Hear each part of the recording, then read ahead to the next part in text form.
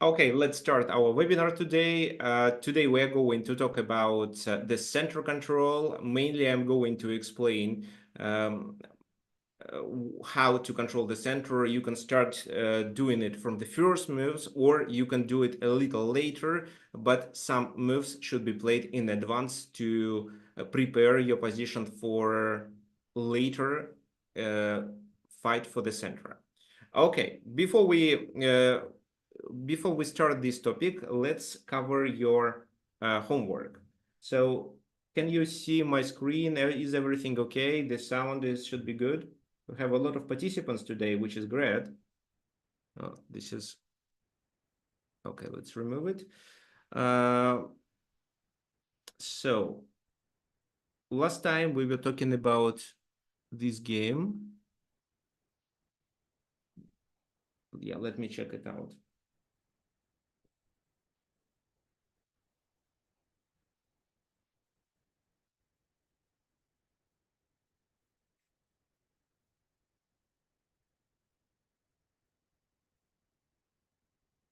So that was your homework. After d4 and a5 moves. And the question was how to play after this or that move. So e4, d4. Well, many of you here said that bishop c4 should be played. Well, yeah, bishop c4 is definitely a helpful move. But the key idea is to control the e5 square. So f4 was played in order to stop e5. Well, you can do it with bishop c4. So if you like bishop c4, you can play this move first. Rook goes there, for example, queen h3, queen e7, and then you play f4. But the key idea was still to play f4 in this position. Queen e7, and in this position, it's e5, to not let black play this move anyway. So rook b8, now bishop c4. So it's basically the same situation as could happen in case if you play bishop c4 in advance. But this time you already have the pawn on e5. So this bishop stops two pawns. e6 is the object of the attack. King h8 to unpin it. Queen h3 adding some pressure and forcing the enemy pieces to stay passively. Well, of course, we don't want to lose this pawn. That's why b3 as a prophylaxis. Well, they could capture it earlier, for example, here, but I don't think it is promising. So at least bishop e6, and then you have two strong pawns, which will definitely either open the enemy king's position or get to the 7th rank and will tie enemy pieces down to it. So knight e8 was played and b3 because we don't want to lose a pawn. Now a5 is played, and that was my second question for you. The second question here was how to take advantage of this a5 move, how to continue with this plan.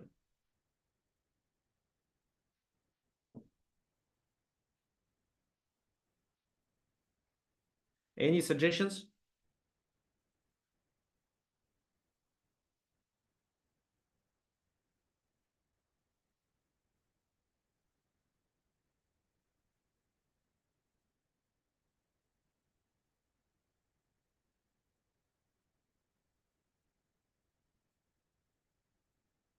Okay, thanks for Alfredo. Alfredo suggests a4. John suggests f5. Who else? Rook c1 and push the pawns. Well, a4 I think is not required. Well, at the a4 can be played by black. They take, you take with the pawn. What is their maximum? Their maximum is just bringing the rook to a2, attacking g2, but g2 is protected.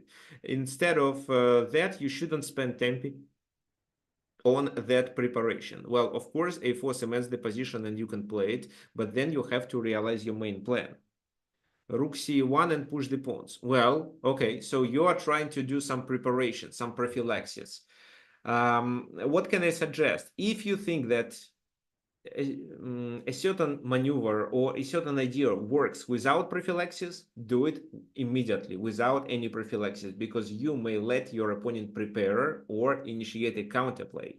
In such a case, your original idea won't be so dangerous for him. So if you want to play f5 right away. Moreover, maybe your rook comes to the f1 square. It's not required only one.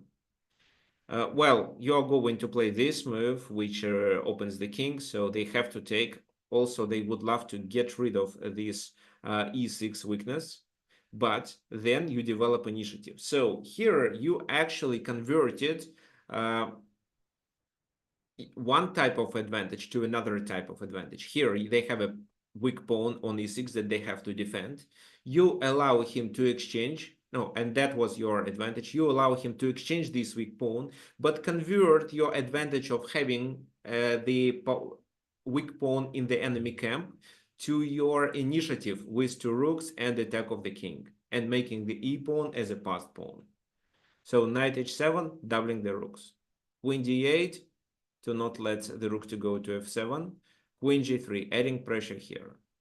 Rook e7, h4. The knight is almost trapped here. Not trapped, but locked. Rook b7 and e6. So they cannot take, and you use this square. Well, the knight can go there, but it's just a sacrifice of the exchange, and it's a winning position. Well, let me show you. So take on f6, g takes f6, rook takes f6. How to defend? Rook h7, it's a terrible move. Well, maybe queen e5 is enough. Well, I don't think we should talk about this position. It's completely winning. King g8, e7, another discovery check. The queen is lost. And if not this move, then how to play to get rid of this pin? This, it still doesn't work. Here you can continue with e7.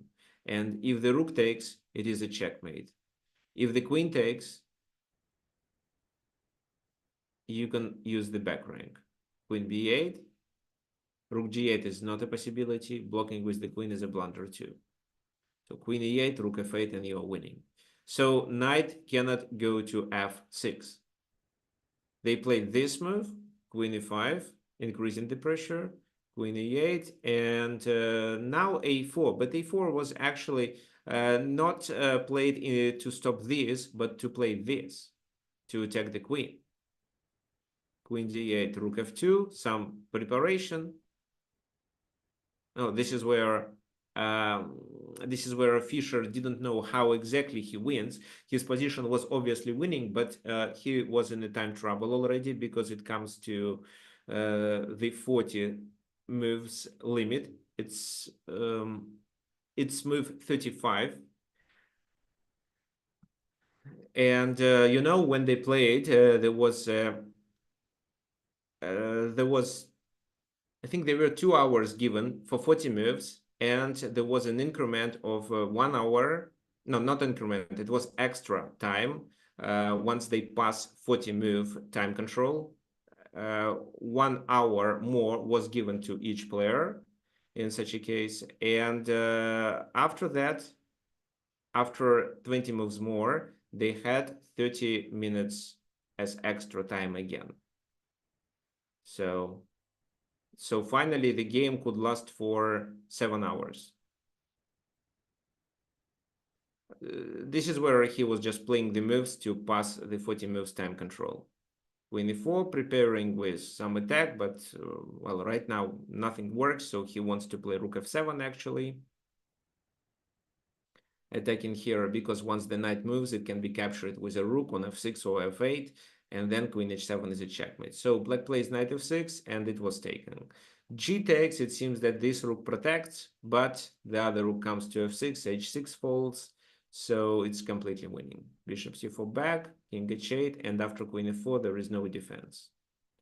Well, rook h7, probably defending this. It's simply rook f8. King g7, queen h6 directly. That was over. So what I want you to remember from this example, well, that was your homework here, f4. f4 to stop e5, to fix this weakness on e6, and then play bishop c6, block it, and then play bishop c4 to pin the pawn, then block it with e5. And once you get all your pieces prepared, play f5 to convert your advantage to another form of advantage, which can be better at this exact position. So here, because the king is weak, initiative is likely to be converted to an absolutely winning position rather than a pass pawn. Okay, so we are done with this topic. Let's continue. So we are going to talk about the center control. I have several videos. For example, there was a webinar I conducted. It was called "The Role of the Center While Attacking." Another video is how to control the middle and when to control how and when to control the middle. This illustrates what opportunities a player gets when he dominates in the center. Now I would like to talk about situations where one of the players doesn't fight for the center from the first move, the other does, and what may it lead to. Well, I can definitely declare here that it's in modern chess, it's not obligatory to dominate in the center starting from the first moves. You can do it as move 3, 4, 5, but at least one pawn should control the center. Let me show you. So, for example, this is a Scotch game actually. Knight c6, d4, it takes d4, knight takes d4, knight f6. So who controls the center? Obviously white with a pawn. Knight c3, bishop b4, creating a pin and adding pressure to the center. So chess players here, everyone plays knight takes c6, b takes c6, bishop d3. And now black controls the center with d5. So, well, how to play? Well, you can play bishop d2, but then you may lose a pawn on e4, which is a bit unpleasant. So, for example, bishop d2, castle, castle, then bishop takes c3, bishop takes c3, d takes e4. Well, maybe you want to take, but then it's approximately equal position. Absolutely equal, with no chances to play for a win, only for hope that your opponent blunders. So chess players take there, c takes d5, and now we have a situation where black didn't fight for the center from the first moves, but finally obtained the center. So it's completely fine, but you have to get one of the pawns to the 6th rank at least to fight for the center in future. If you just develop pieces, you will be in the trouble. Well, how do people play in this position? Bishop g5 is the main move, queen f3 is the second move. So queen f3, for example, c6. Well, this move, that they play h6 to stop the bishop coming to g5, bishop f4. What is going on in this position? Black has the center control, obviously, and white tries to undermine the center. This is what their play is based on. They may try to initiate a kingside attack, but mainly they move this knight away and try to undermine the center with c4. Another thing that I want you to learn, once you gave up the center control and let your opponent have pawns in the center, undermine these pawns with your pawns. This is the main plan. For example, it's very common for queen's gambits, for almost all queen's gambit lines. Let me show you. Oh, well, let's finish with this one and let me show you. For example, if you choose bishop g5 plan, attacking this because you want to take, and if they double, then you have attack on the king. If they take with the queen, you take on d5. So c6, and again the situation reversed. Now you are, well, white no longer has the center control. This pin doesn't make sense, and doubling the pawns doesn't cost a bishop, so that's why bishop goes back. And in this position, well, something like that, maybe rook d1, knight e2, and c4, trying to undermine. There are a lot of plans, but again, black has the center, white has better pieces coordination, and these two factors eliminate each other. That's why the position is equal. Okay, now I wanted to show you Queen's Gambit.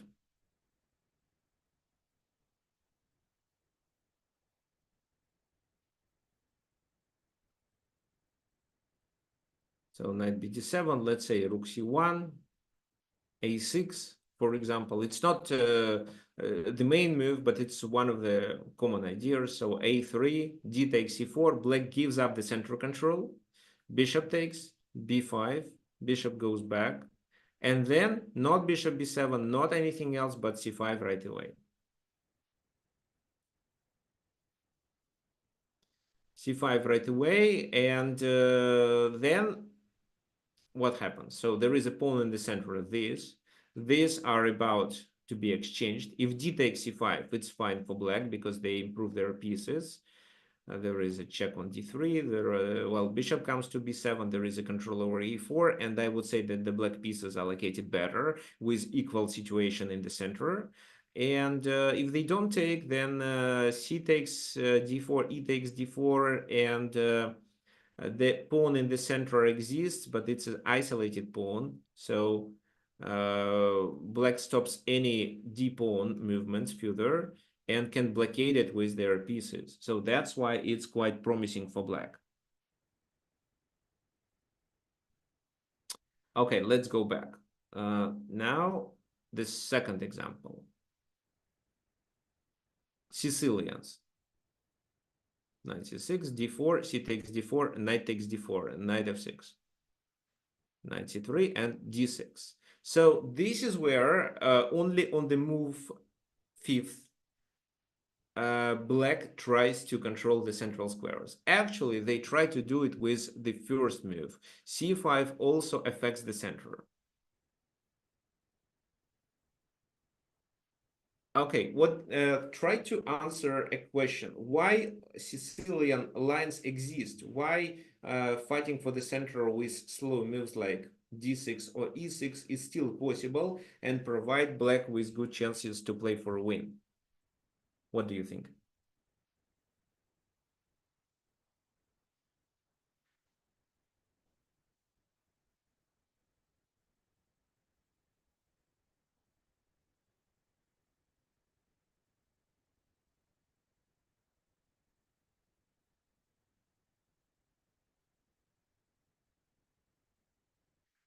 So John thinks that it's a better structure for pawn in games.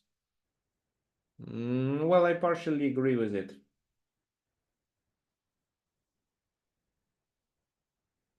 Okay.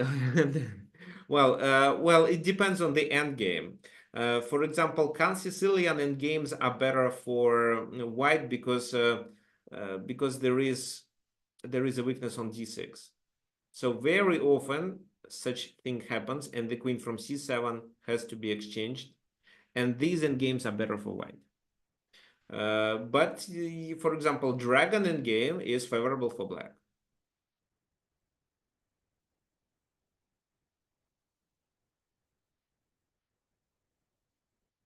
So there is no certain answer about the endgames, but in some, black prefer to exchange the queens, and some not. Well, in Dragon, yes, moving the queens away provides provides black with some advantage.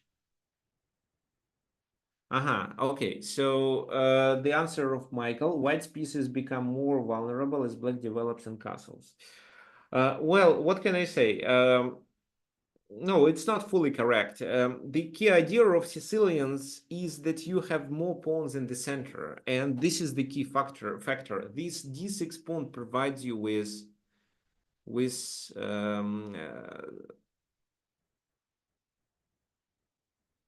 well, with the central control too. White at the first glance have more space, but having more space means that you have to defend this space. You have to control squares. You shouldn't let the black pieces to invade your camp using the squares that you control originally. And in these Sicilian positions, with black you control the center. You do not let your opponent to progress, and you also get some ways to maneuver with your pieces into the enemy territory. It's hard for white to defend it, and mainly it's because you have more pawns in the center.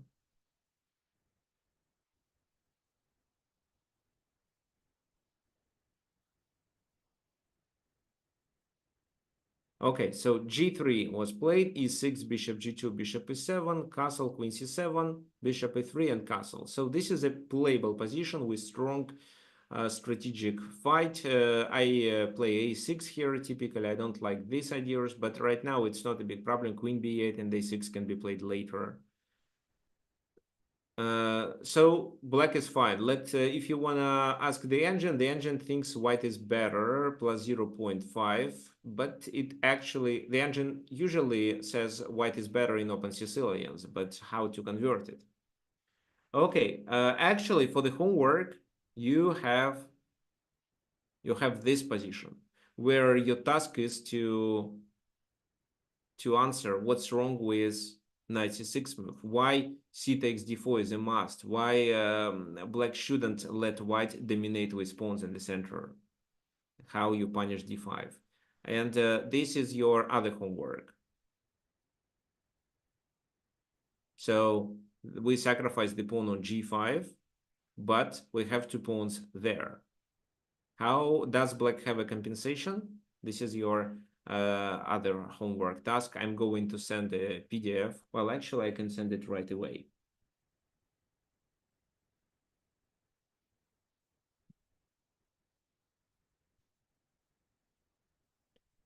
So this is your task. Let's continue with our topic today. Okay, so this is an example when white slowly fights for the center, but then gets the control over it and wins the game. So Paul Keres was playing with black pieces.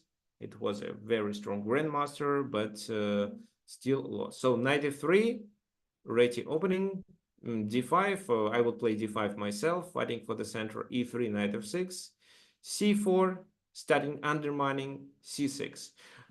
This slow strategy with not pushing the pawn to d4 or e4 is very tricky because it provides white with a flexibility.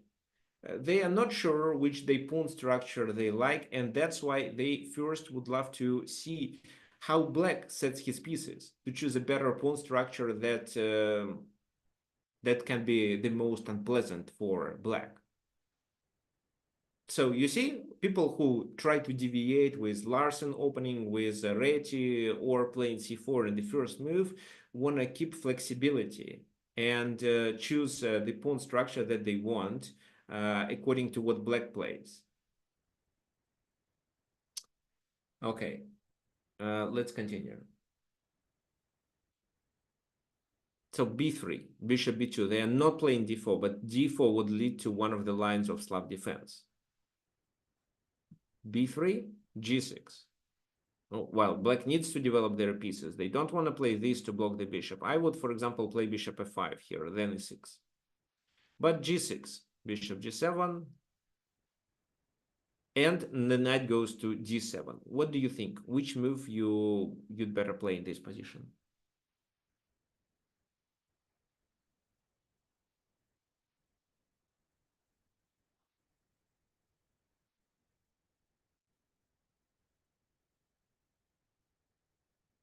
Okay, now while you are answering this question, I'll try to answer the question of Peter about the pawns in the center. So this is Sicilian. White has more central pawns, not more pawns in the center, but more central pawns. E4, I mean, the E6 and D6 are central pawns, and E4 is a central pawn too. So with the pawns, black control more squares, which prevents white's maneuvering here.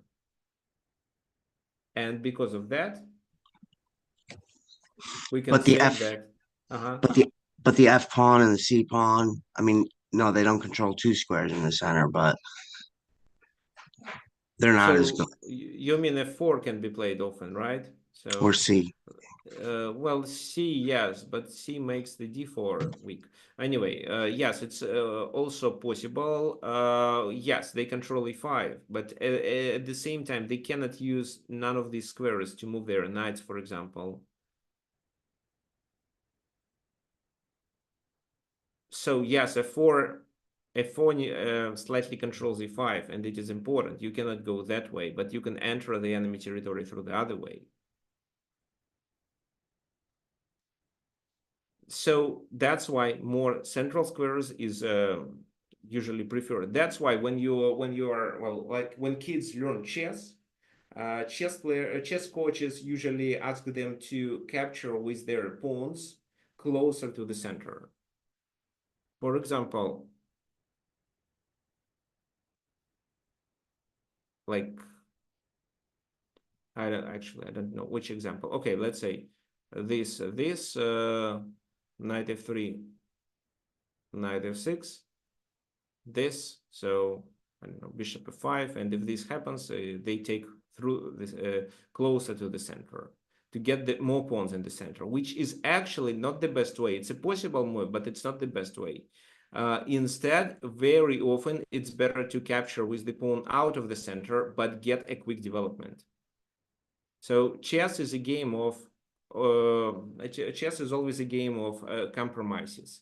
You have to compare what is better for you, having more pawns in the center or have another benefit. For example, here a quick benefit. Also, a similar situation occurs in a Russian game. This is the line that I play. Knight c3, so they take. D takes. Why D takes? Well, it seems that it's better to take with the B than fight for the center with D4. At least it's logical. But this time, not having the center is completely fine because these squares are available for pieces maneuvering. For example, this bishop e3, quick development. The king is castled and a strong kingside attack. In such positions, it's also possible for black to castle queenside like that. But then again, we use the center to maneuver with our pieces. This, double attack.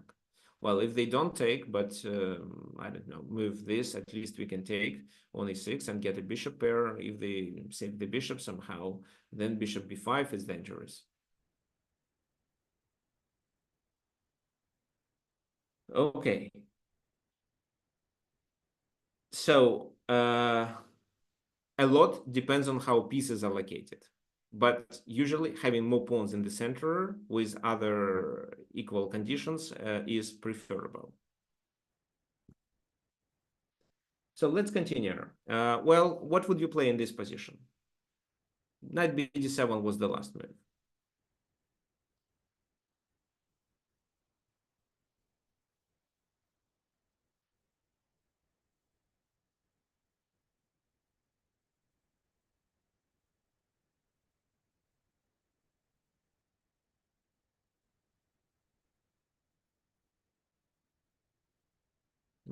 Okay, guys, you are absolutely right. Take on d5. Yeah, c takes d5. Why? Why c takes d5 is a good idea? Well, if they take with the pawn, then what does this knight do? It should be on c6. Well, Keres, of course, understood it, and that's why he took with the knight. But weakening the king's position was also a mistake. Now it's time to fight for the center, otherwise they play d4, e5. So d4.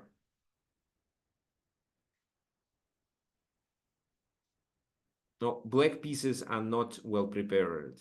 Now e4 is also coming, and that's why they play this move, knight bd2. Well, actually, in this position, knight c3 would deserve attention. Why?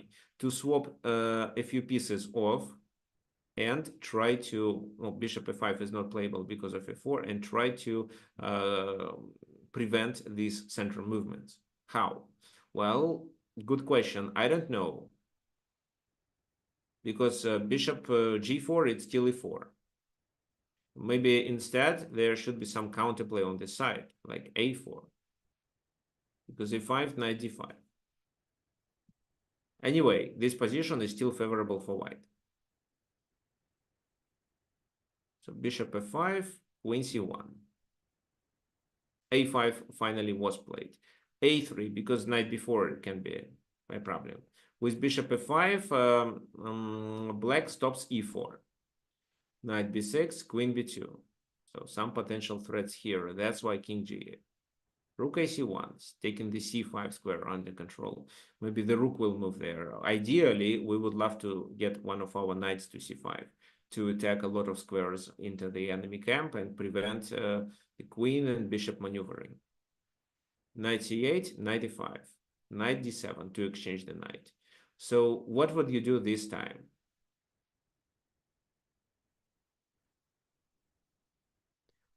White probably has more space, but how to use this space? How to use this better center control?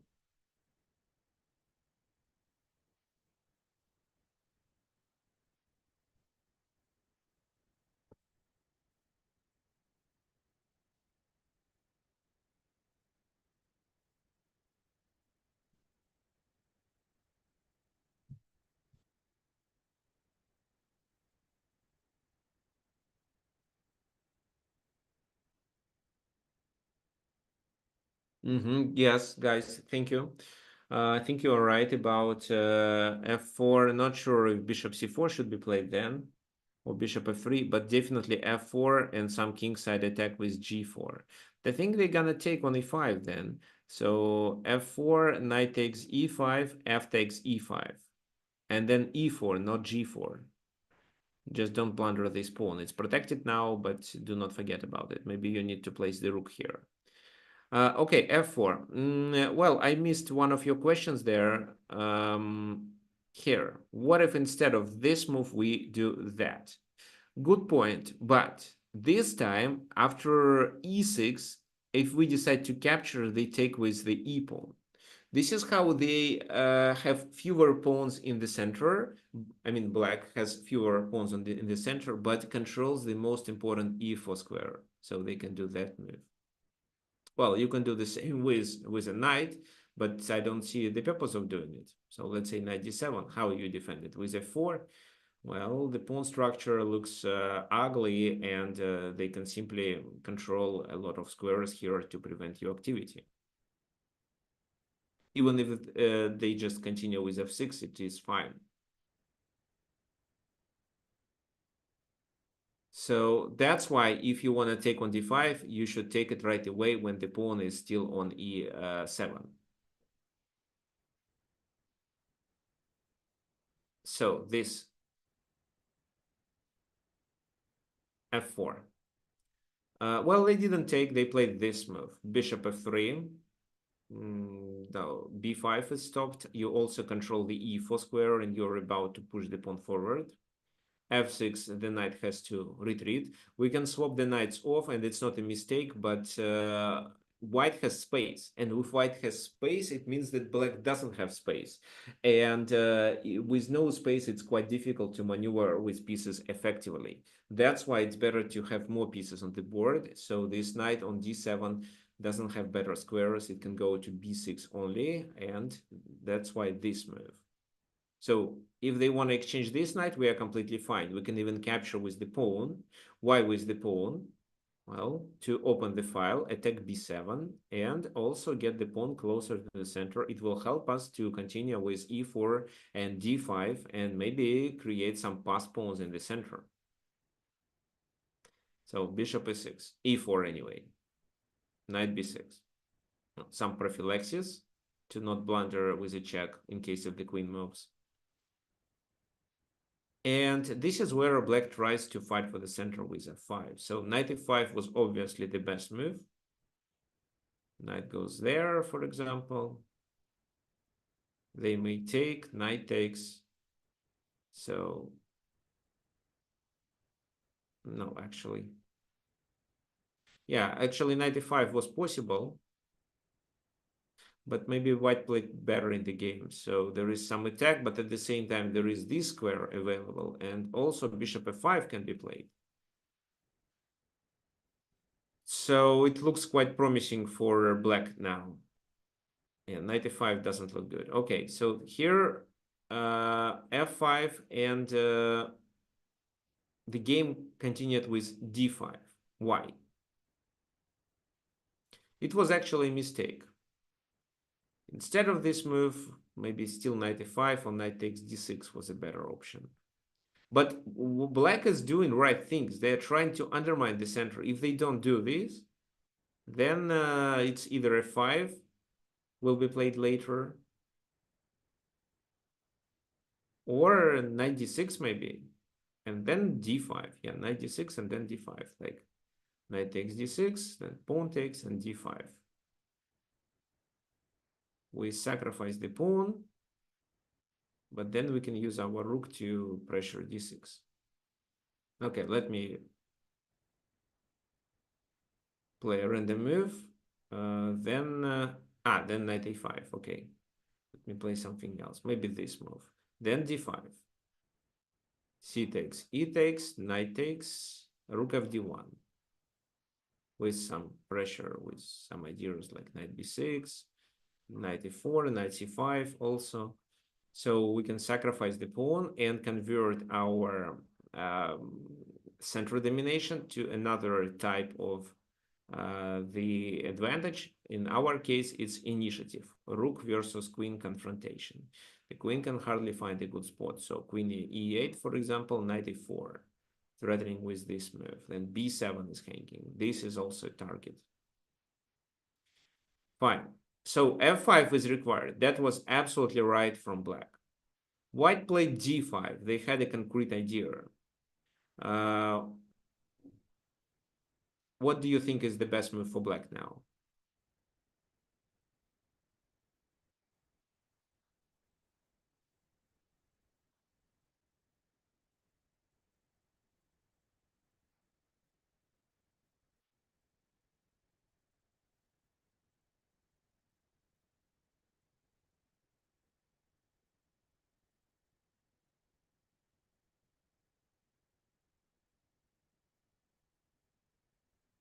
F takes e4. So this is what suggested John. Anybody else? Okay, thanks. Paul also considers f takes e4. So why not c takes d5? Let me explain you. So actually, yes, if it's f takes e4, and this is what was played in the game. As for c takes d5, well, e takes d5, and then what? If the bishop takes, it's knight b6, and the bishop is not protected. In case of bishop f3, it's knight e8 with extra material. In case if knight takes d5, it's queen e5, which is a double attack. So knight c7, yes, it's possible to move the knight and at the same time defend d6, but knight b6. And now after the rook moves, it's a annihilation of defense. Rook takes c7, queen takes c7, queen e6. F takes e4, d takes e6. This is what was played in the game. E takes f3, knight takes f3. So I don't know why, but it was obviously this was the best move. I don't know why Keres didn't play it. Maybe he thought that there is a certain trap, but I don't know which. So, for example, knight g5, the rooks can be just exchanged. Maybe the attack doesn't look so strong. Let me play it. So knight g5. Rook f1, knight bc4, pawn takes c4, and knight f5. So it seems that black was able to cement their position with this move and then maybe consider the exchange of the queens. So I don't know what Paul Keres missed here, but he didn't play this move. Instead, he tried to attack this pawn. That was obviously a mistake. Now he is in the trouble. Knight goes there. If he decides to take, how would you continue?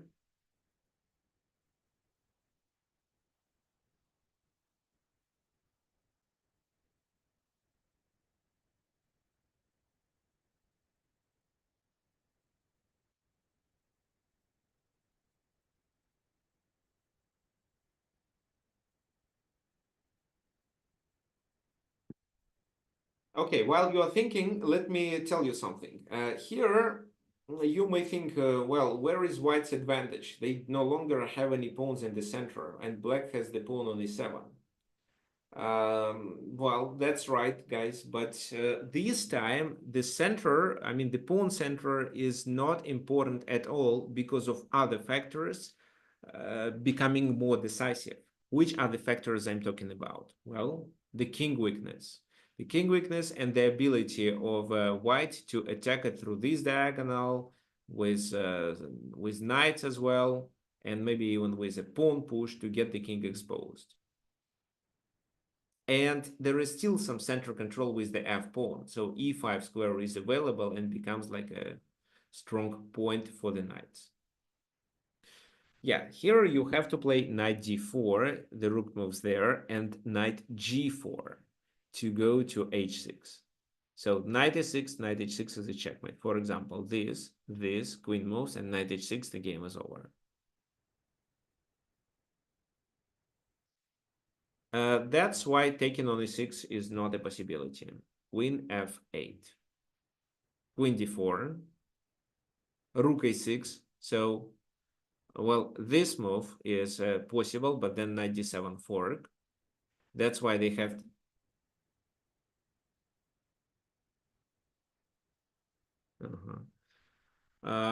Yeah, knight g5 was a good move too, but knight d4 seems to be a better option. Maybe there is no big difference actually. So rook goes there, and look at these pieces. They are totally miscoordinated. The knight is covering a certain square, which is important for the position, but this rook is not participating. Just opening the position on in the center, the E or the F files would work for white because the interaction of the black pieces is lost. How would you continue in this position in order to get it more open?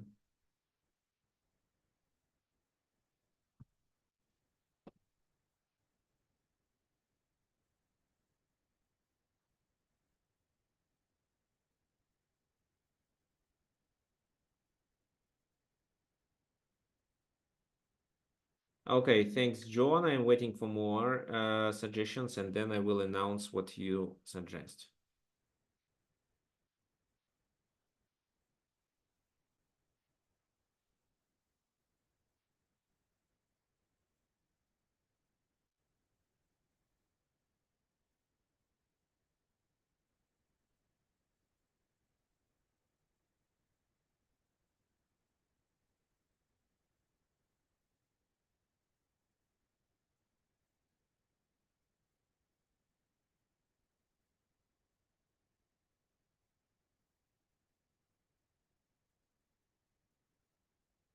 Nobody else? Okay. So it's knight d7. John is absolutely correct. This move offers an exchange and the position becomes more open. Moreover, this pawn, which may be considered as a weakness by the first glance, but it can be supported, distracts enemy pieces. So knight f7 covering this square. Rook cd1 supporting and threatening with d8. Rook d6. Queen c4, so it's not the end. These rooks can be exchanged and the pawn still exists. Rook e8, trying to cover the d8 square, and the rook on a6 is doing nothing, but knight g5. Well, another possibility here could be to exchange, then play queen e6, and then knight g5 with f5, getting the other rook back to the game. But knight g5 right away. b5 chasing the queen, but queen e4. Well, this doesn't make much sense. c6 is hanging, d8 is coming after that. Maybe queen c6, queen d5, and d8. So e6 was played. Rook d6, queen d6. Well, this move is a mistake because the queen takes there, and then it's hard to find a good move.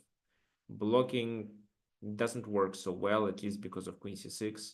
So doing king h8, or well, king h8 is a blunder. There is a fork. King g7 should be a blunder too. Maybe it's not. Okay. then I want to just play this move and get the pawn promoted sooner or later. Once it moves, I can take on c6, play knight e6, and promote the pawn.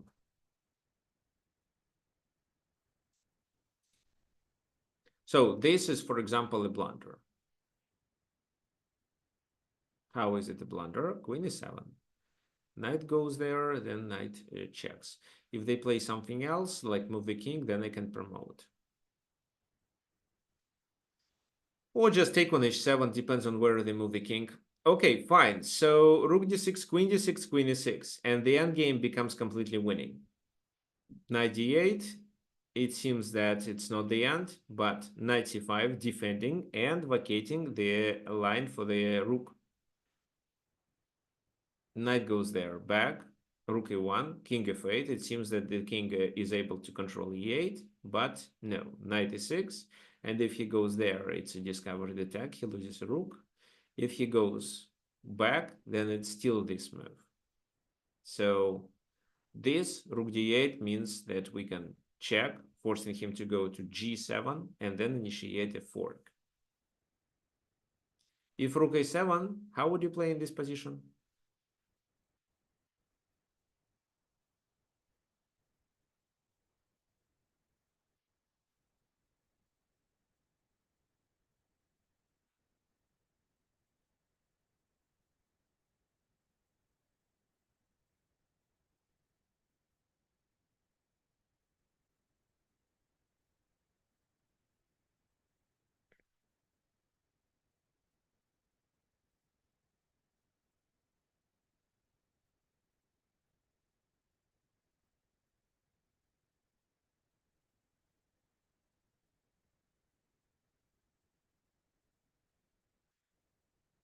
Rook e8 and knight e6. Let's see. Rook e8, king g7, knight e6, king f6. d8 equals queen. Knight takes, knight takes. Yes, it's a winning position. I agree. But instead it was rook e7 here. Why? Well, if this time they take, it's simply d8. The knight is pinned. And we are always, if the king goes somewhere, we are always ready to take and promote. So the key idea was to chase the king away to, the king to the g7 and then pin the knight to capture with a check and promote. And rook e8 is not a possibility.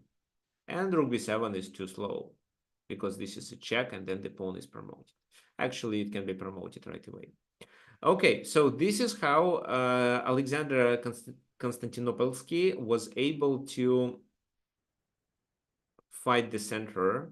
So he played b3, but later exchanged and played d4, fighting for the center. And then he was able to play e4 even with his pieces. So you see that he adapted his strategy to what Black played. Black played a small inaccuracy, knight b7. Then he took and totally converted the situation to his favor. He played d4 and swapped the bishop away, weakened the king, and took advantage of it. Of course, there were a few mistakes, and because of them, Black was able to equalize the position in case, for example, of rook takes f4. It's earlier. So here, rook f4 was a possibility, but Keres was afraid to play this move because he thought there is a strong initiative for white. But no, he was able to restrict the white activity. Okay, the next example where Black fights for the center, but slowly. Knight f3, b6. Does anybody know about this Sicilian line b6? It doesn't deserve attention, actually. Such an opening exists and called Katalimov Sicilian or Sicilian Defense Katalimov variation, named after famous international master Boris Katalimov. Unfortunately, he is already dead. But in 2001, in 2001, I was playing against him. I was playing with white pieces. I played d4, so he didn't have a chance to play Katalimov Sicilian against me. So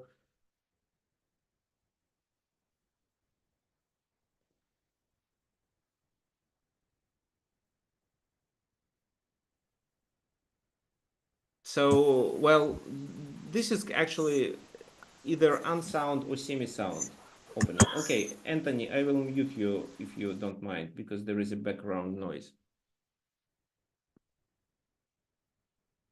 Okay, so can you get the access to these games? Well, I think you should get them annotated, but they are annotated in Russian, in my native language, but I think I can translate it and send it to you. So I'll try to do it once I finish the recording for Chessable course. So maybe in the middle of the week. I'll publish it in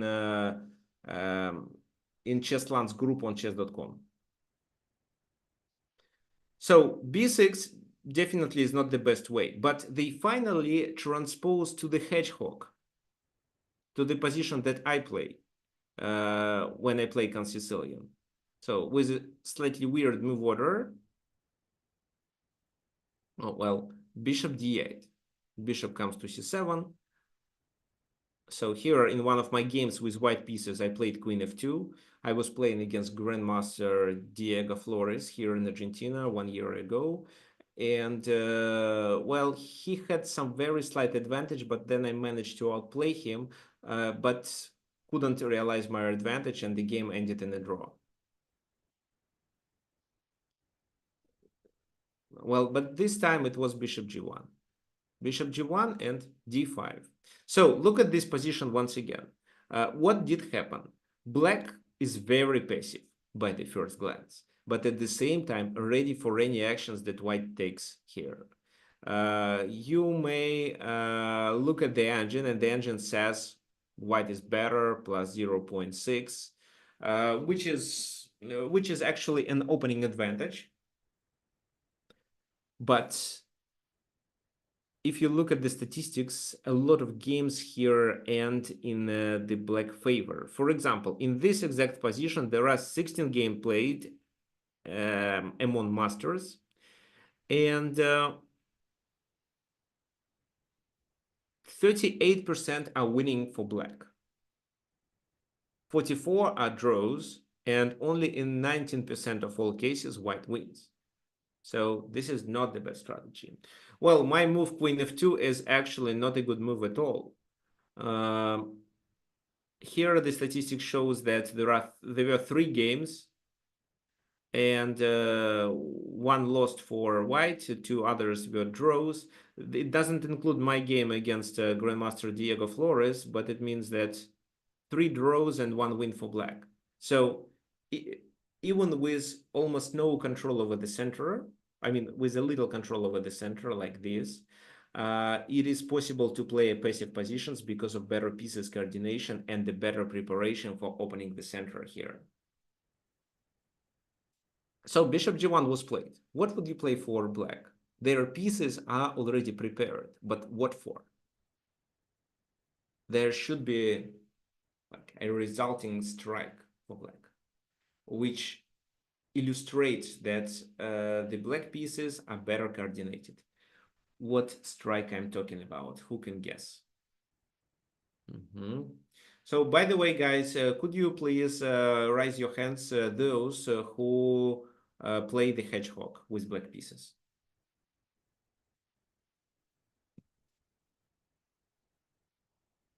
Well, it can appear from different openings, but mainly either from Nimza Indian or Sicilian lines. Does anybody have it in his primary repertoire?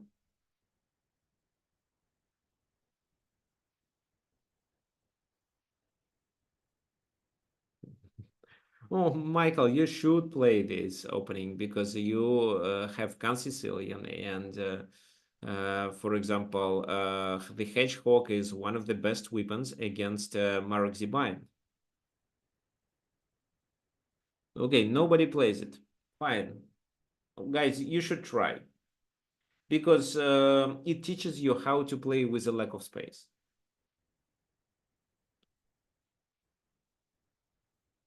Well, I play Marek Blind as white too, but not against every Sicilian. Fine. So d5, yes, it's obviously d5. Why? Well, it opens everything. It opens the bishop, which can go to f4 and h2. It allows us to push the second pawn to the center if white plays slowly. It attacks c4, it attacks e4, and it opens this bishop. So very often, even with queen a8, we put pressure on f3. So c takes, bishop f4. They have to block. Bishop h2 is interesting, but then it seems that we have a weakness on the e6, and that pawn on h2 wasn't so important. If somehow black could quickly change the order, the queen first and the bishop behind, it would work. But with the bishop first and the queen behind, it's not risky at all. So bishop a3, and e takes d5, taking advantage of the pin. Knight f5, d takes e4. Well, knight d6 looks attractive, but doesn't work. Take, and knight g4 is coming. For example, knight e8, it's knight g4. Double attack. Well, queen g1 is a defensive move, but then f2. So the queen is trapped. Queen g5, threatening the mate. Now it's time for g6. The knight is not hanging because of the pin, but anyway.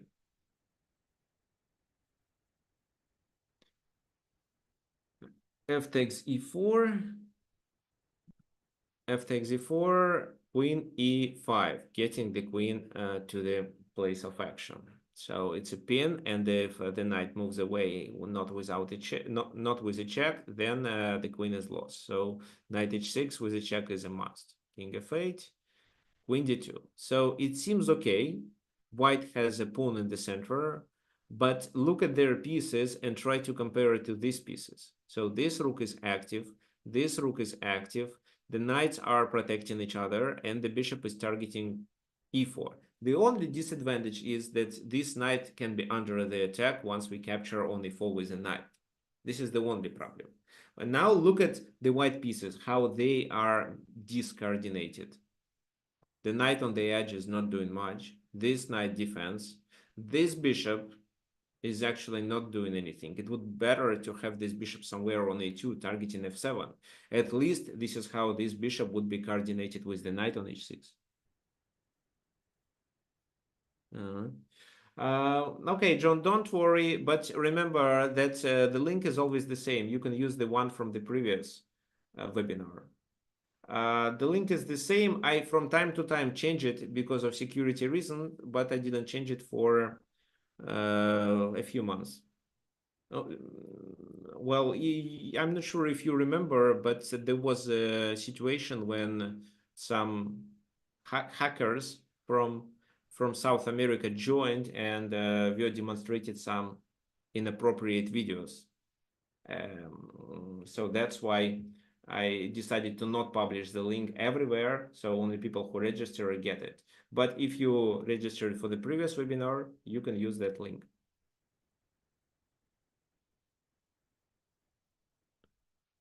Okay, so those of you who struggle with YouTube, you can join Zoom because Zoom is working perfectly well.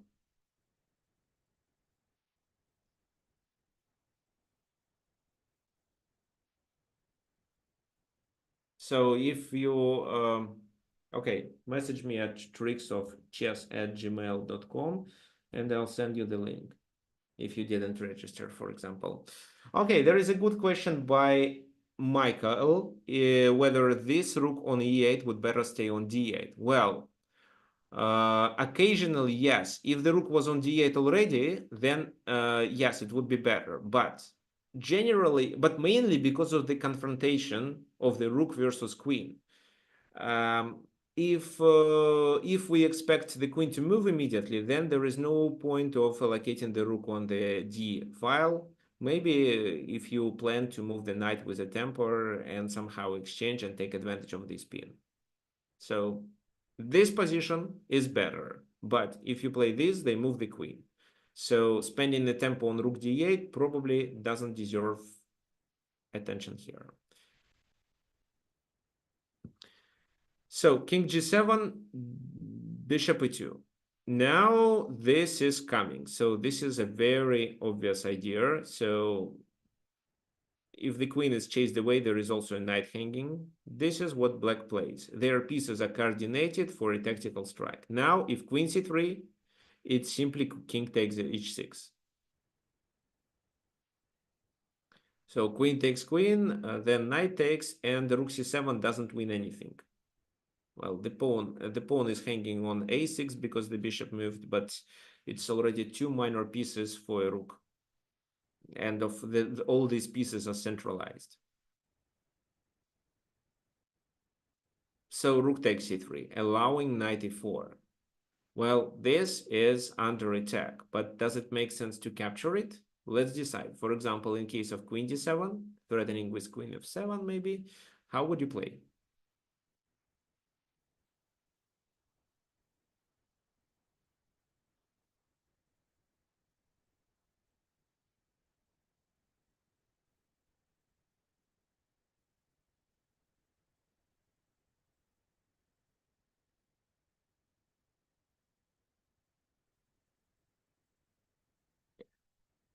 Rook e7. Well, probably you chose the simplest way. Before playing rook e7, I would calculate such lines like knight g3, knight f2, and knight c3. It seems like knight c3 is the best one. Because if they take on f7, what do they achieve? The king is relatively safe. No checks can be delivered. And moving the rook there,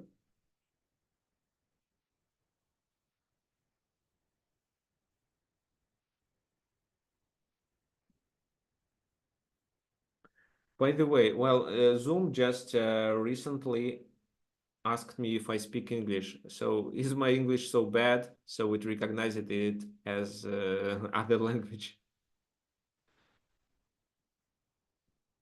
Okay, so rook d7 was played, and I mean, it wasn't. It's just one of the lines. And in case if they threaten here, I'm sure we have a counterplay with bishop here.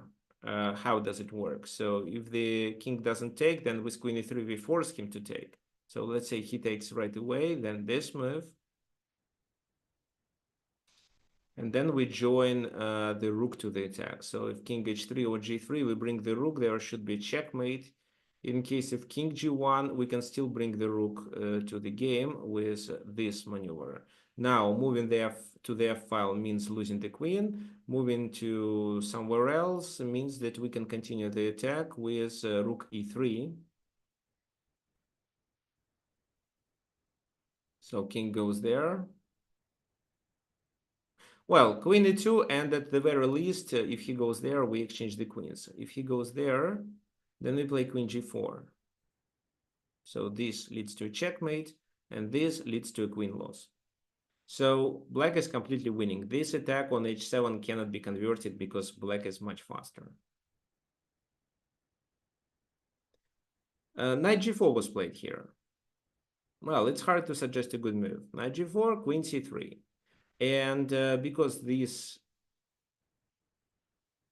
two are hanging. So for example, this move leads to rook e2, threatening with a checkmate, and white is a piece down in such a case. So the bishop cannot be captured. Also, g2 is vulnerable. Queen h6. Well, they could take on d7, actually. Why not? But just bishop c6, cementing the position. We are a pawn up, and we also have h5, knight f2 idea. Queen h6, king g8, queen f4. This is what happened in the game. White is only pawn down, but this piece's coordination becomes decisive. So just knight df6, any attack on f7 are not possible, and rook cannot invade the enemy camp. But this queen is annoying. So knight h6, king g7. They played bishop f1. Not sure what for, probably to defend g2. And after queen e5, they simply resigned. Why? Because after the exchange of the queens, the knight is trapped. And if the queens are not exchanged, let's say it's this move, then queen h5 is a double attack.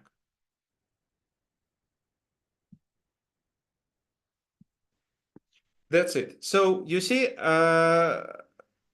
black is passive, but better pieces coordination and these two pawns which prevent white from invading our camp right away through the center. Let's say if this pawn was on e5, then knight d5 would be playable and the position would favor white, and maybe knight f5 too.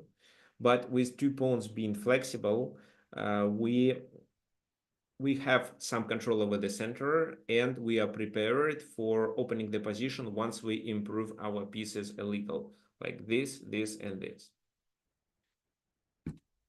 Fine. Okay, so we are done with the main stage of the main part of our webinar. Let me try to explain. First of all, the fight for the center is crucial, and it should start from the first move. However, if one of the players is able to occupy the center with pawns, the other one should undermine the center by offering a pawn trade, or there should be some pressure with his pieces. Like, for example, it is in Sicilians, when black has two pawns in the center, or two central pawns, and white has active pieces that can pressure the black's position. So you know Sicilian can be played for both colors, and both players have winning chances. If your opponent has the center and the space, it's fine. You can still finish your development using very small space, like I demonstrated here in this game when black played the hedgehog. This is how you choose a defensive side, but at the same time you keep your pieces flexible to any active actions of your opponent.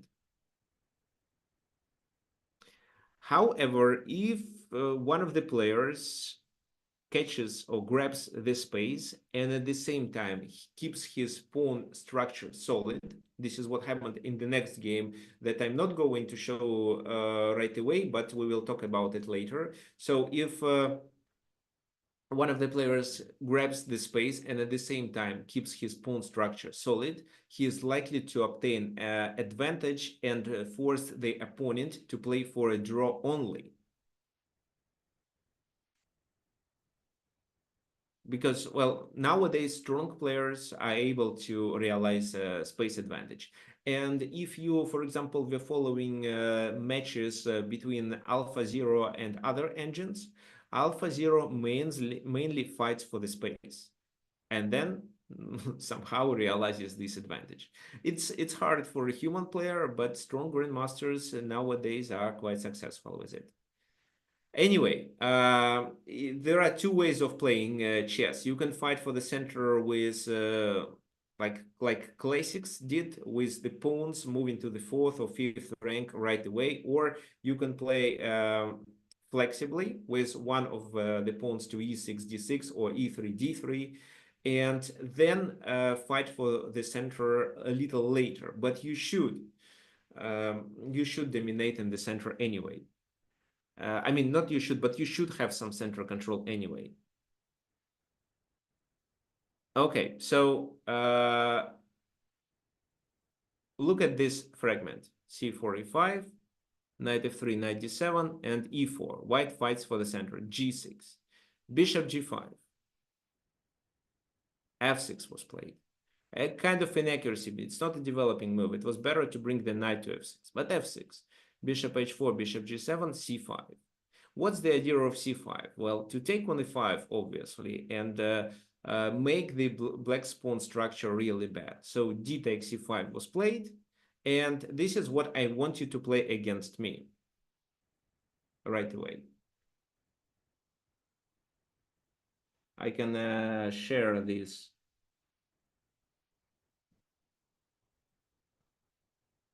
This position, you're going to play it with white pieces. It's in the chat, so everyone can see it. Now what?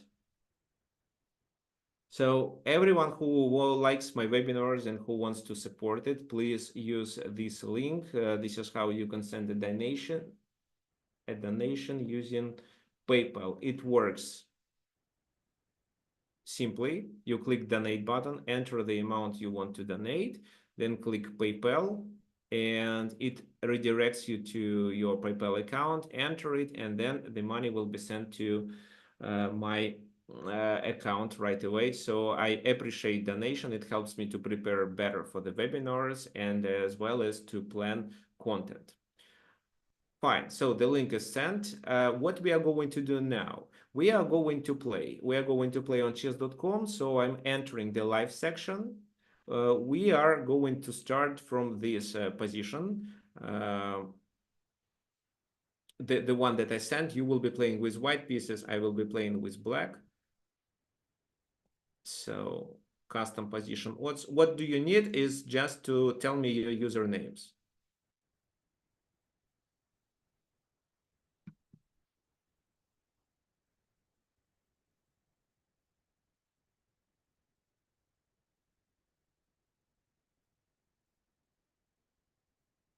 So everyone who wants to play, tell me your username. So I'm playing black.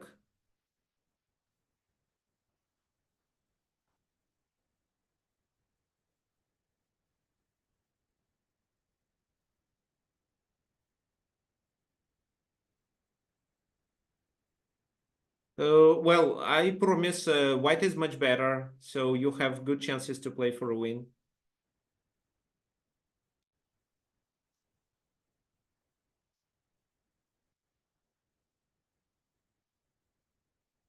Okay, thanks, John.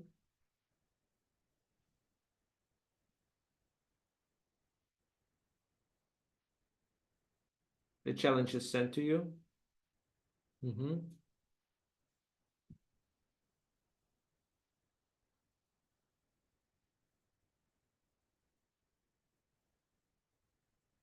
So let's make a few moves on the board, and then I'll challenge someone else. So I also would love to change settings. Classic, brown. Okay, maybe later. Yeah, well, I think the first move is obvious because the idea of c5 was to distract the d6 pawn, after which you can successfully capture on e5. That's right. Then I cannot capture back because this is how I lose a piece. You can then take on e5. So I have to play queen e7. Now I'm in a trouble, but it's not a completely lost position. White is much better.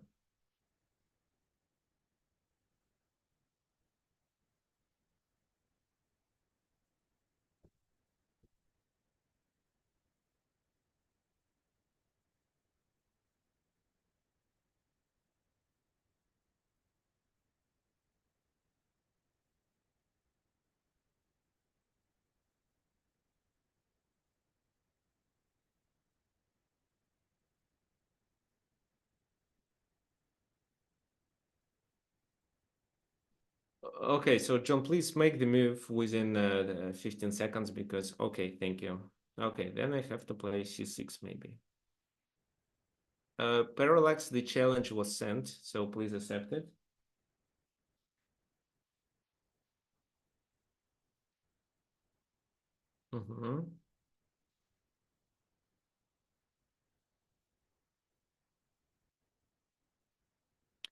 So same situation, I have to play this. Now I'm attacking b2.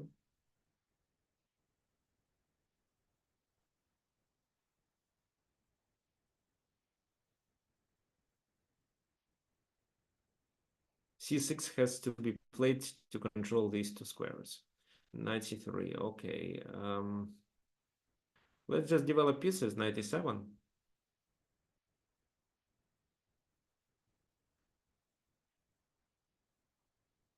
Okay, a new game.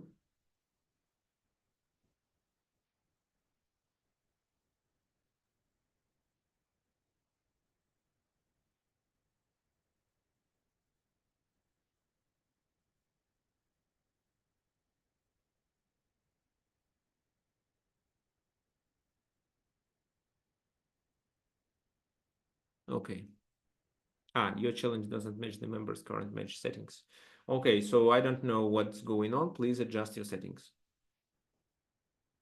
Okay, so I'm going to take only 5 here. I actually think, okay, well, 95 anyway. Am I missing anything? Seems not. Okay, castle. Then I can castle myself, or I can play bishop e6. Let me try bishop e6.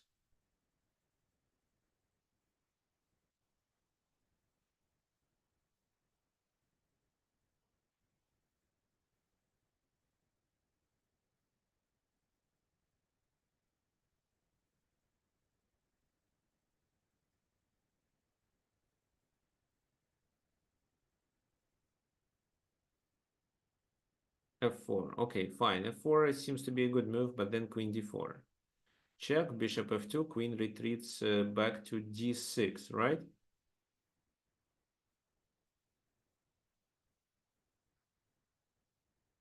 Yeah, I think so. Or maybe to b4. No, let's do d6. I just shouldn't blunder any discovery checks. Actually, I may blunder them. Okay, we'll see. Oh, queen b3. It's a good move. I absolutely agree with you. However, I think bishop f7 doesn't provide you with much advantage, so I just play b5. Okay, let me try a challenge against Kanga one more time.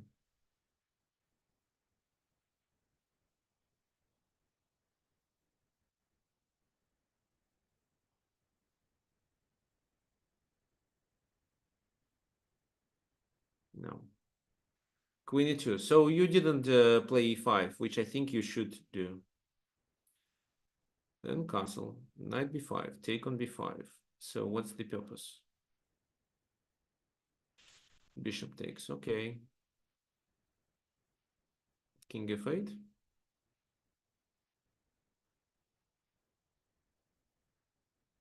Yeah, blocking with the bishop on d7 isn't a good idea. So the king is too vulnerable then. And now if I play this move, I keep extra piece. I don't actually believe that b5 was a good move. I mean, knight b5 was a good move. Okay, rook d1, logical. Now there is a discovered attack.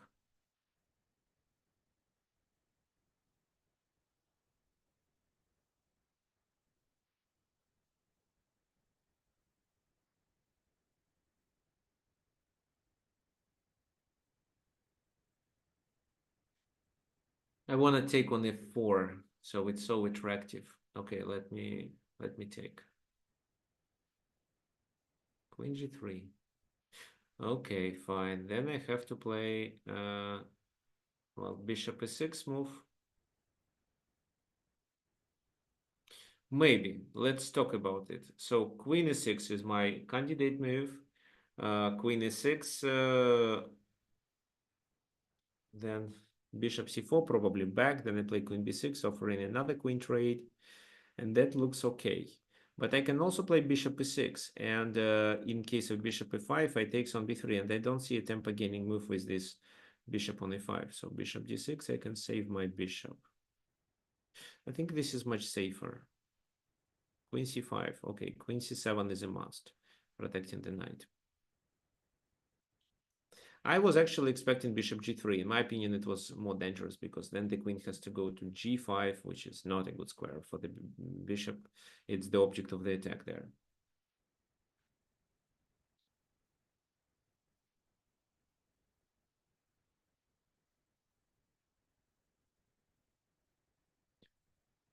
Queen b6.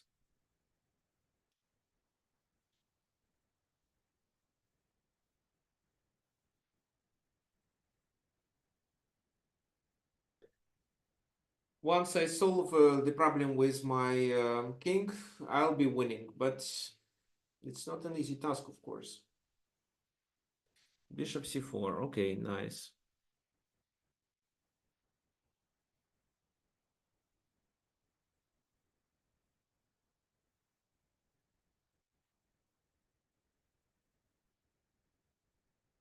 Let's take.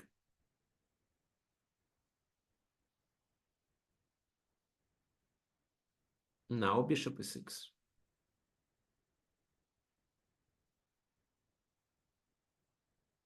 So rook f7. I don't really want to get pinned, but I want to get rid of this pin because I expect white to take advantage of this pin, but not this. I mean, not the pin on f7. Rook d1. So this, how strong this threat is. Well, I don't think it's a threat.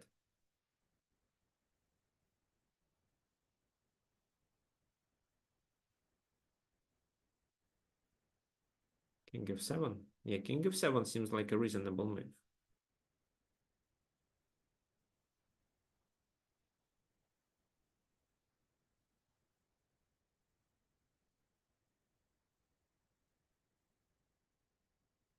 Yeah.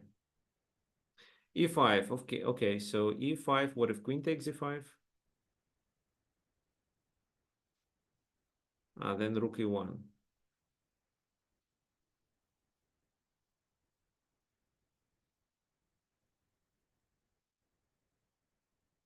Okay, I can try b5, a kind of an intermediate move here. And then take. Oh, this. Okay, queen takes. I hope I don't miss anything.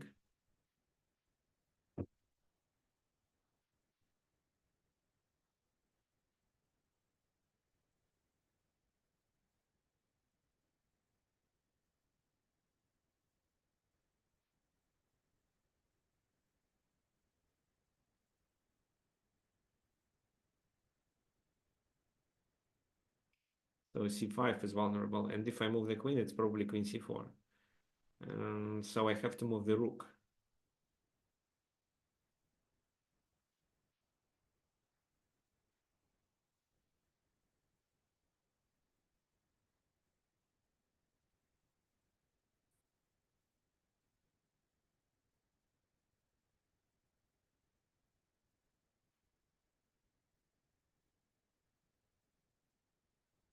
Like rook c8.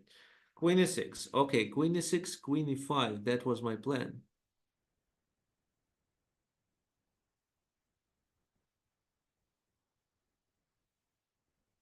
So I'm offering a queen exchange, and it seems I'm not blundering anything. But let's see. Not sure.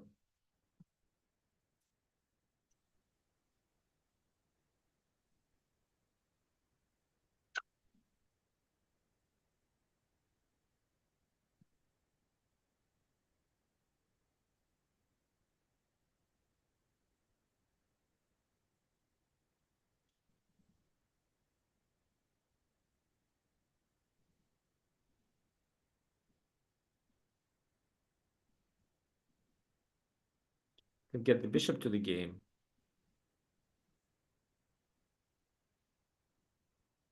To use this feature, please make sure your app is running and can access the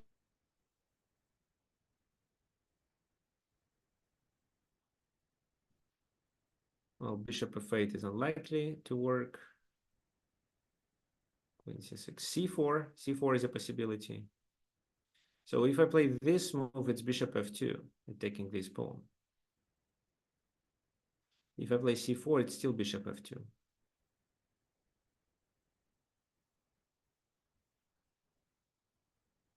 Play f5. Okay, so Akenga, unfortunately, I cannot challenge you. I will do a challenge once again, but it seems that you are not accepting challenges.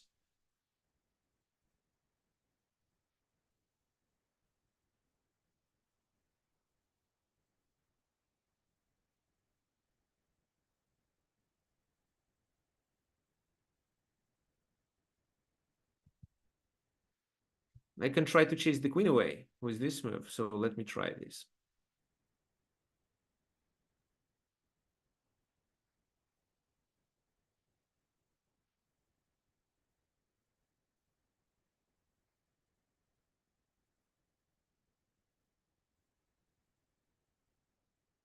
Yeah, just a new challenge.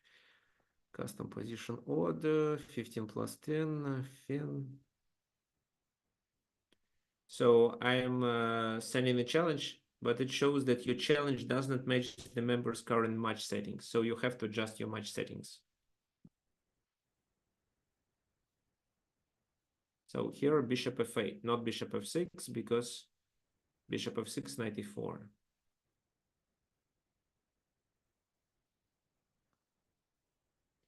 Queen b7.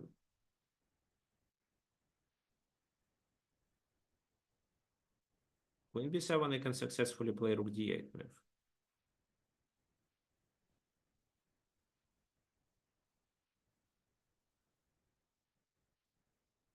Well, 94 anyway. Fine. What about this move?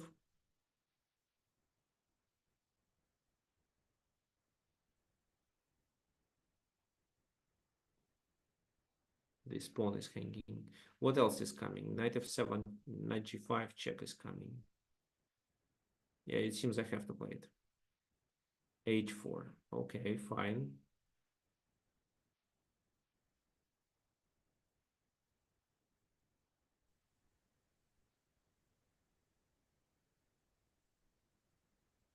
So king g8. Yeah, let's do king g8.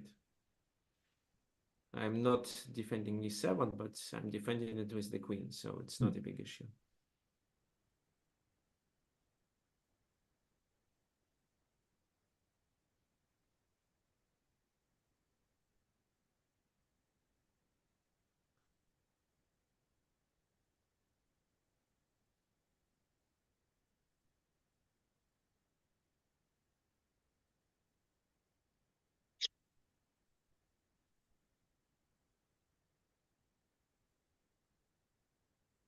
We can also try like that.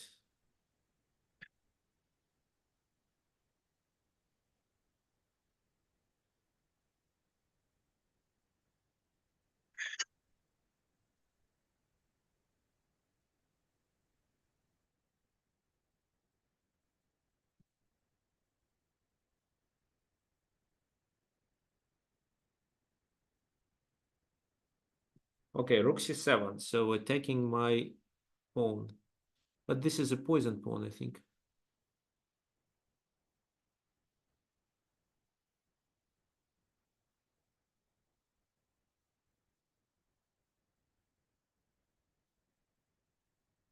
I can also try something like that. No, it fails. So knight g5 is coming now.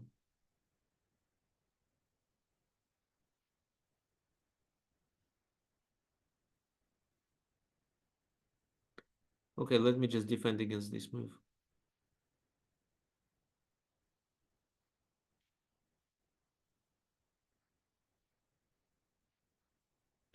Logical.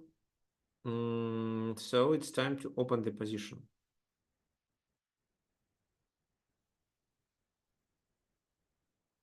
With a 5.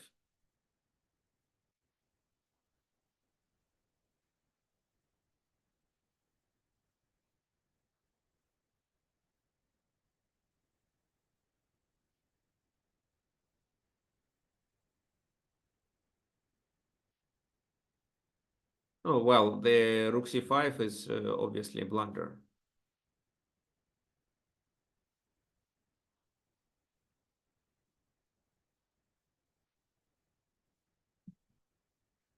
But maybe white can play e5 with the pawn.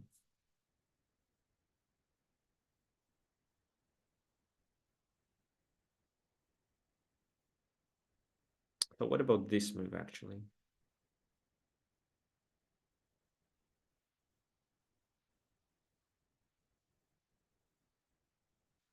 Bishop takes e7.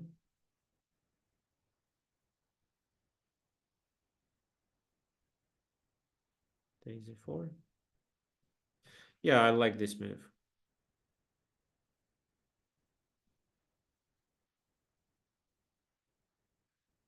Taken on f5. Okay, fine.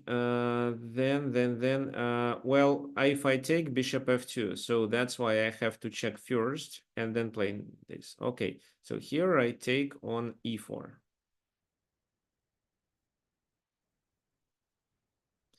And then I take on f5. Check. Okay, but this is a check.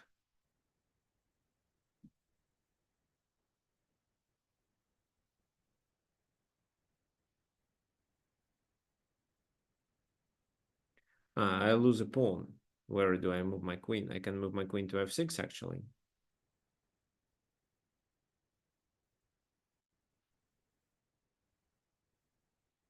Seven, queen eight. Uh-huh. So the game starts. Okay, let's start the game. Queen is seven. Okay, so I'm losing a pawn. Which one to lose?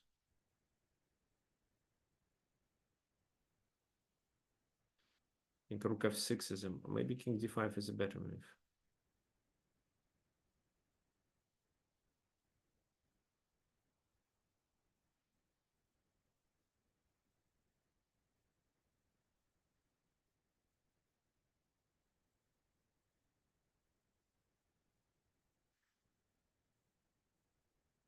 a5, I lose on c6. Okay, rook f6 then. Okay, this move. Then queen a6, but maybe it's not a big issue.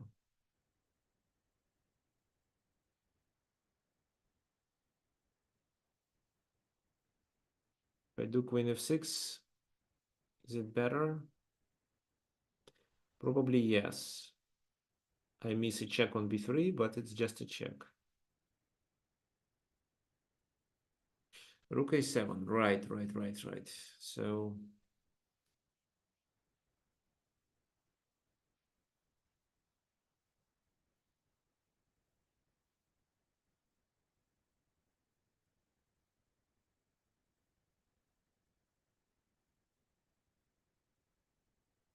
c5.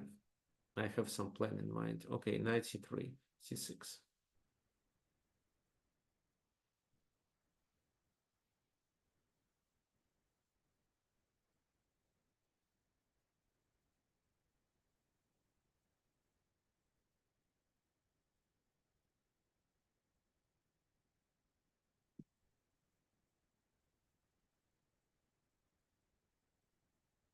So here, well, queen b3, I'm planning to play queen f7 to offer another trade.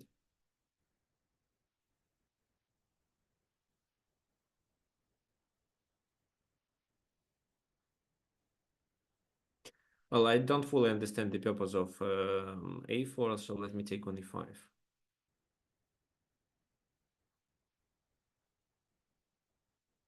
a4. Okay, I didn't expect this move at all.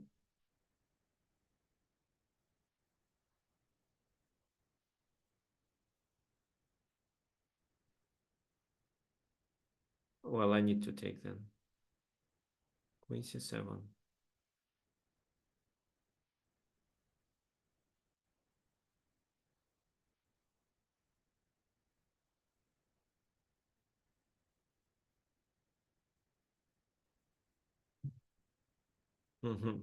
So in case of knight h4, it's probably rook e6, very nice tactics.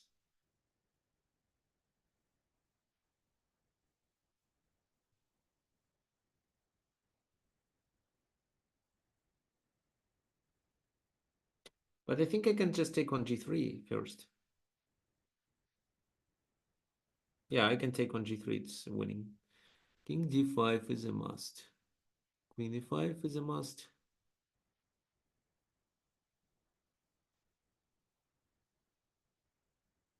So this is the most tough endgame, but I have better placement of my pieces. So now I attack the b pawn. How do you defend it? With rook a2, which seems to be very passive.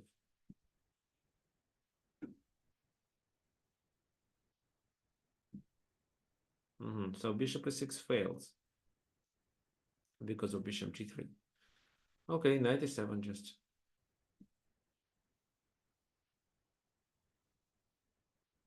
Queen b3, logical.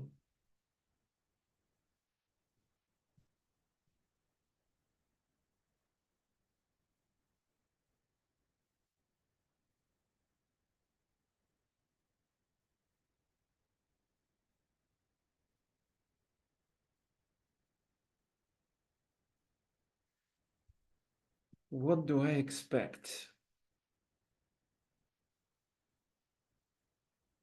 castle, king side or queen side.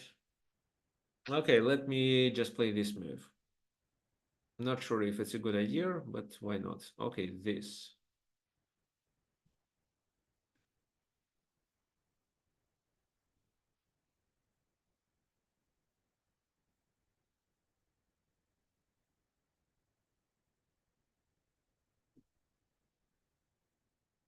Okay, I can deliver a check, take the pawn with a check and retreat back to b6.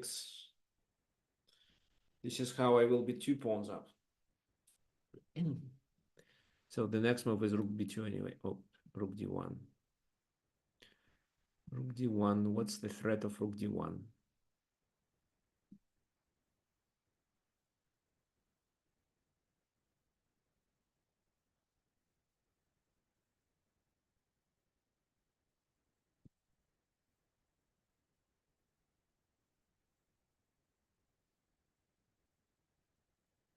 Okay, let's play b6 because I want to move my bishop. Here I take. Fine, and then I retreat back defending the pawn.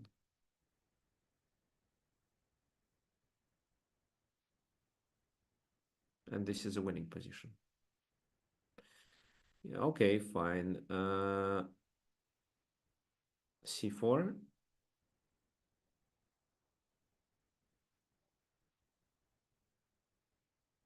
I am 2 pawns up, so I can sacrifice one.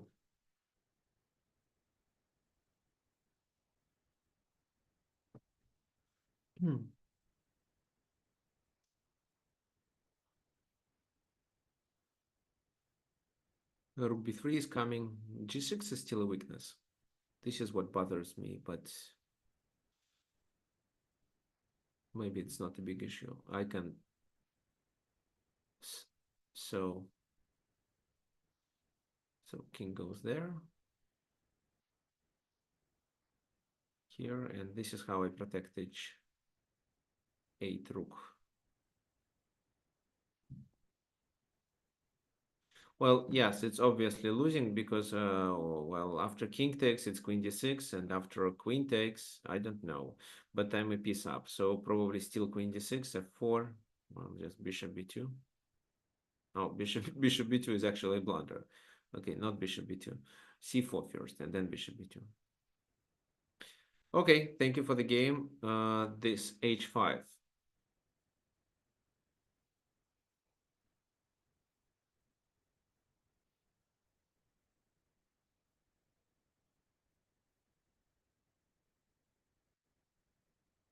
g5.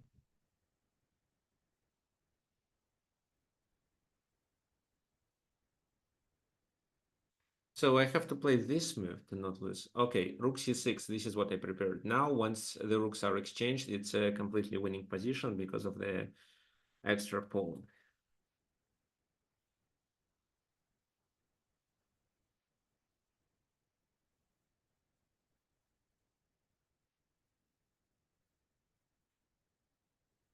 So John uses help of his daughter.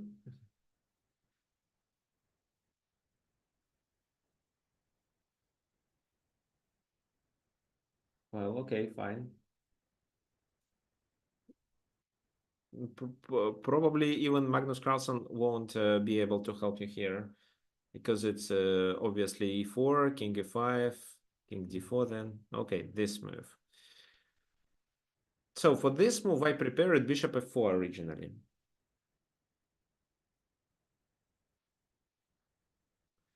Let me see if I had anything else. I can sacrifice the queen. Bishop f5, bishop d2. No. Let's play bishop f4.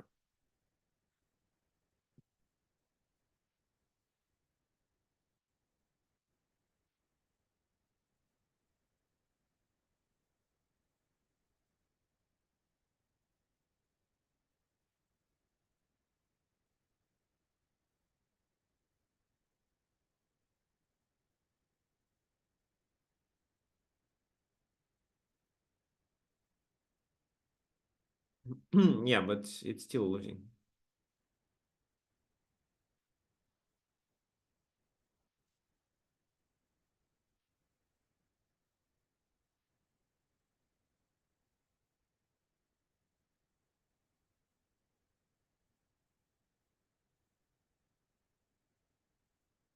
Okay, thank you for the game. I have one left. It's this, and then I'm going to show you what originally should happen.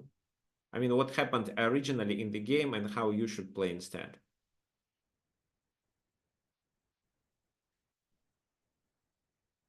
And I'm trying to connect the rooks if I can. Take.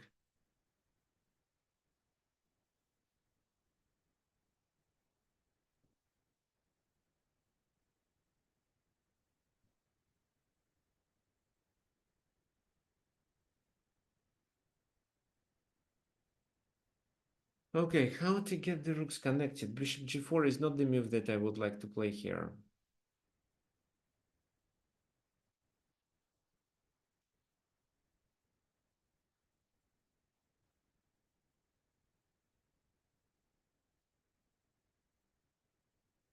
If I play bishop a6, it's actually playable, but then rook d1 and I need to bring the queen back. I can also play this move, but what for? Rook d1.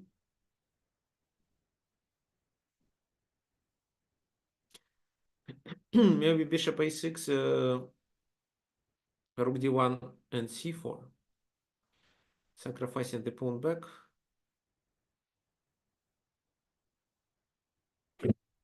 So the knight isn't very well placed. Or I can try this move, but then it's likely to be f3, and this check is not promising.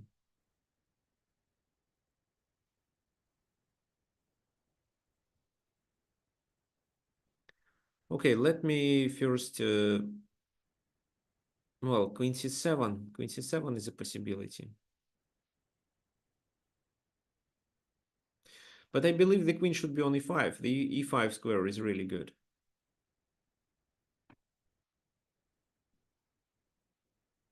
Bishop, well, rook d1, then where does the bishop go? Or I can try with bishop d7 and bishop e8. It's still playable.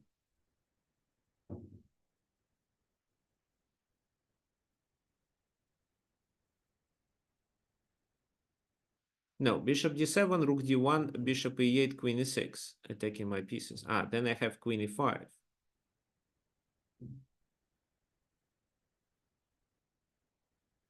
Probably it's the best option. Okay, queen if, well, which move? Bishop d7 first.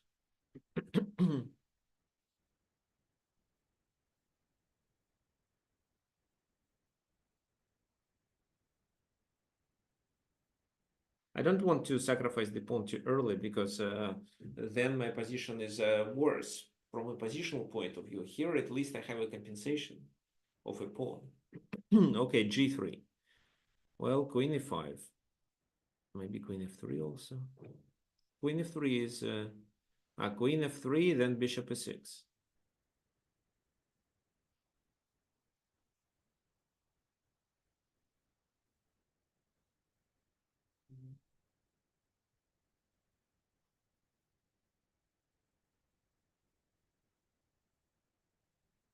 Okay, let's do queen e5.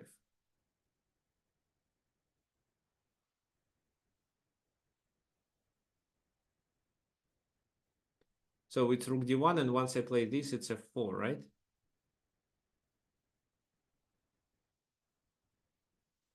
This is a pity. Yes, it's a pity. I don't like it anymore.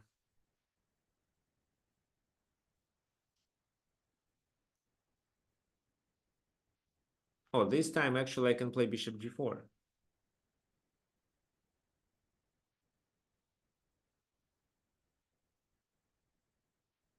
Yeah, this time bishop g4 looks better.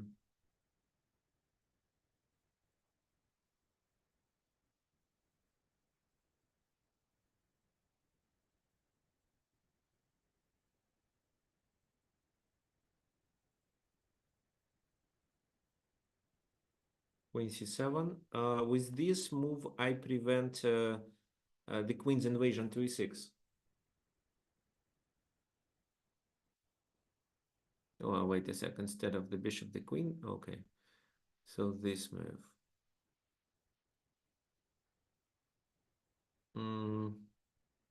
Well, let's exchange the rooks.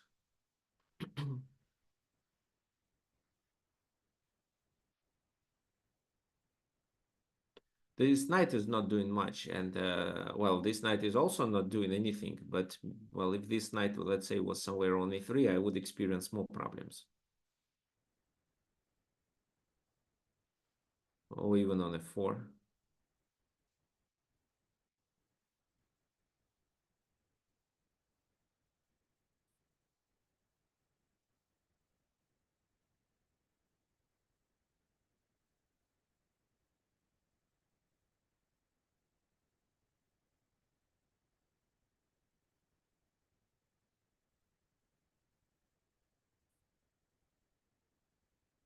Well, exchanging pieces actually helps me a lot because, well, then I avoid problems and maybe can convert my extra pawn.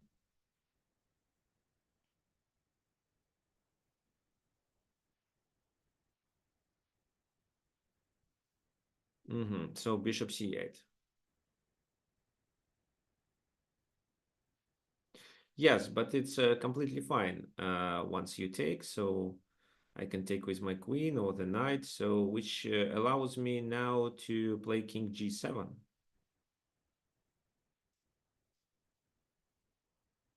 And after that, I can take with my queen to not let the white queen to invade my camp. Taking with the knight is still playable, but then I cannot play queen d6. So let's take with the queen.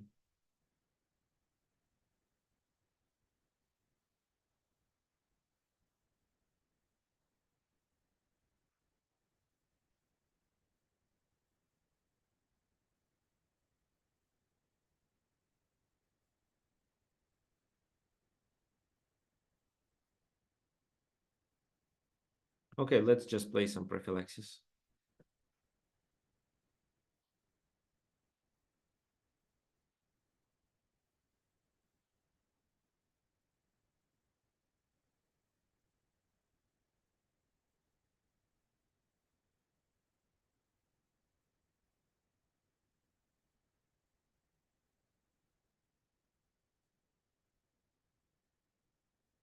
Right now, maybe e5 is only a problem.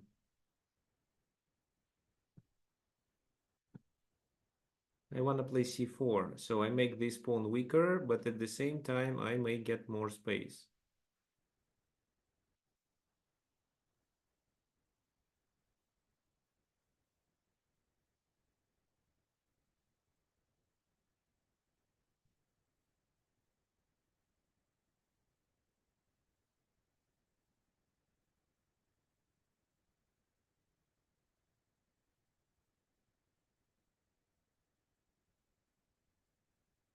I should exchange the queens. If this is possible, then I am clearly almost winning.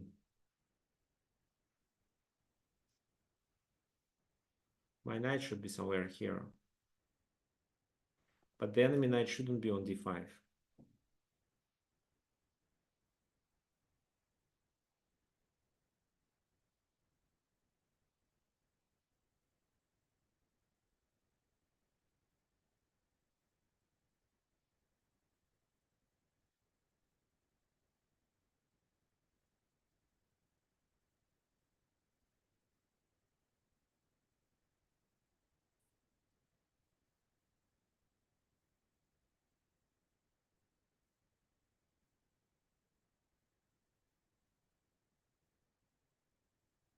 So let's open the position. What do you think?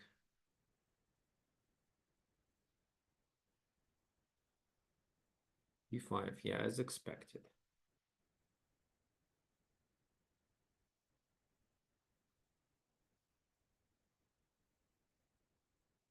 c5, what do you think?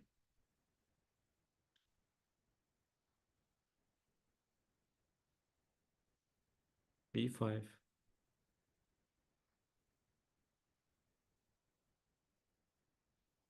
No, it fails actually.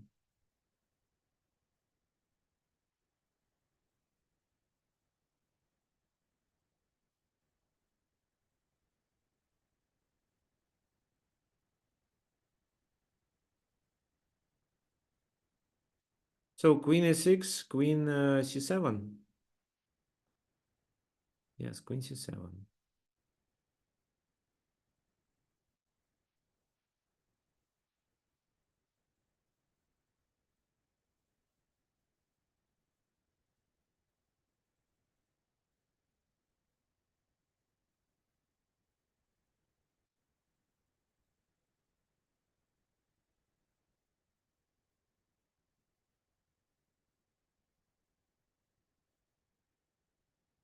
Well, b5 maybe works, but b5, what's the purpose?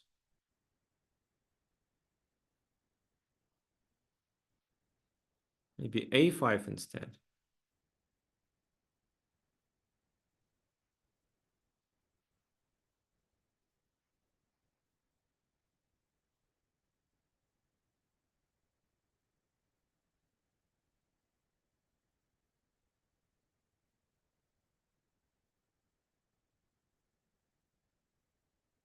c5.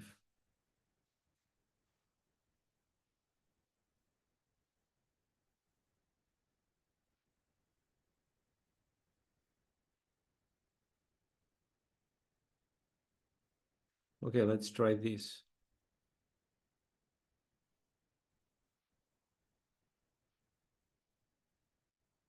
Maybe it's actually a mistake.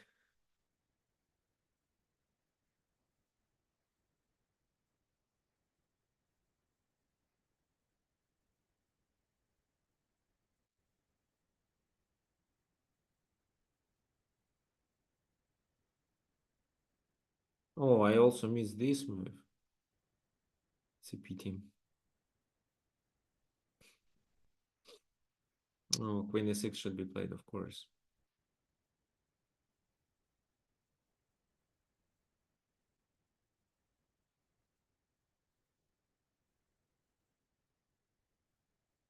Now I'm in the trouble, right? There is not much I can do. Queen f7. So moving the knight. I have no square for the knight. No, this is already losing. So queen b7, for example, queen f7, king d8, queen f8, king c7, queen takes c7. How it was possible to play like that?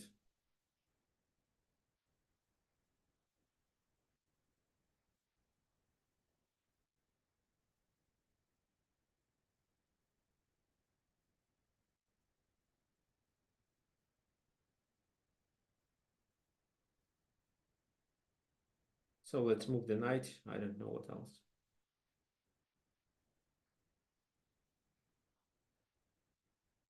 Well, it's also a blunder, actually. But, so I just simply lose a queen. Okay, so you won. I blundered, but I think my position was quite good before I played f5. So this position is completely fine. So here, queen e6, queen c7, taking there, but then f5 should be fine with some. Queen e2 is not possible. I need to sacrifice one pawn, but it still should be fine. Okay, let's go back to the analysis. What did originally happen in the game?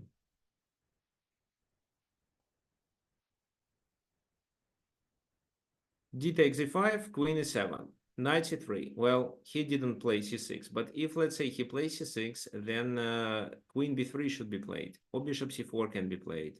Bishop c4, knight e5, knight takes e5, queen takes e5, and bishop g3, chasing the queen away. And in case of queen d4 or something like that, it's simply this.